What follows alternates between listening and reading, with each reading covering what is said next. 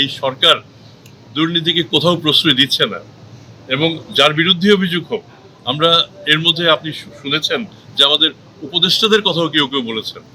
সেক্ষেত্রেও দুর্নীতি দমন কমিশন যদি সুনির্দিষ্ট অভিযোগ থাকে, আমরা কাউকেই ছাড় দেবো না। আমরা প্রত্যেকের দুর্নীতি যদি অভিযোগ থাকে, অভিযোগ যদি সুনির্দিষ্ট হয়, আমরা তদন্ত করে একটা একটা করে আমরা দেখব, এবং আমরা আমাদের কার্যক্রম আপনাদের সহায়তায় সঠিকভাবে চালিয়ে যাব, এটা বিশ্বাস করি। যখন দুর্নীতির খবর আসে, আমরা প্রথম সুনির্দিষ্ট অভিযোগটা মিডিয়ার মাধ্যমে পেয়ে থাকি, এবং সেটাকেই আমরা আমলে দিই এবং আমরা বিবেচনা করে থাকি।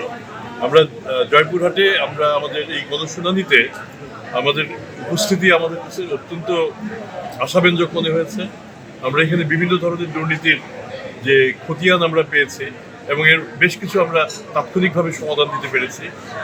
কোনো দুর্নীতির ক্ষেত্রে, বিশেষ করে যেগুলি আইন আদালতের বিষয়, যেগুলি বিচারাধীন, সেগুলির ক্ষেত্রে আমাদের অপেক্ষা করতে হবে, এবং একটা সময়ে আমাদের এইগুলি সমাধান হবে।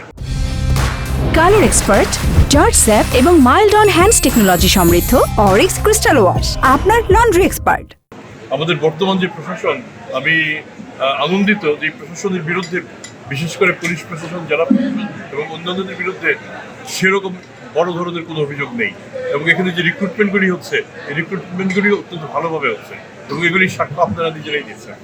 আমি বরং বলবো যে বাংলাদেশের অন্যান্য জেলার তুলনায় যদি আমরা দুর্নীতির স্কেলে মাপতে যাই, জয়পুরহাট অত্যন্ত ভালো একটি অবস্থানে রয়েছে, এবং আপনারা যদি চেষ্টা করেন এটাকে আপনারা ধরে রাখতে পারবেন, এবং জয়পুরহাটকে বাংলাদেশের অন্য অনেক জেলার আগে আপনারা ঘোষণা করতে পারবেন। আপনারাই ঘোষণা দেবেন যে জয়পুরহাট হচ্ছে বাংলাদেশের দুর্নীতিমুক্ত একটি জেলা। আমি বিশ্বাস করি এবং আমি প্রত্যাশা করি আপনারা এ লক্ষ্যে এগিয়ে যাবেন। দুর্নীতি দমন কমিশনের আমরা যে কাজগুলি করি, আমরা একটা বিধিবদ্ধ আইনের মাধ্যমে করি। বাংলাদেশে অনেক ধরনের দুর্নীতি আছে, সবগুলি দুর্নীতি কিন্তু আমাদের আওতাভুক্ত না।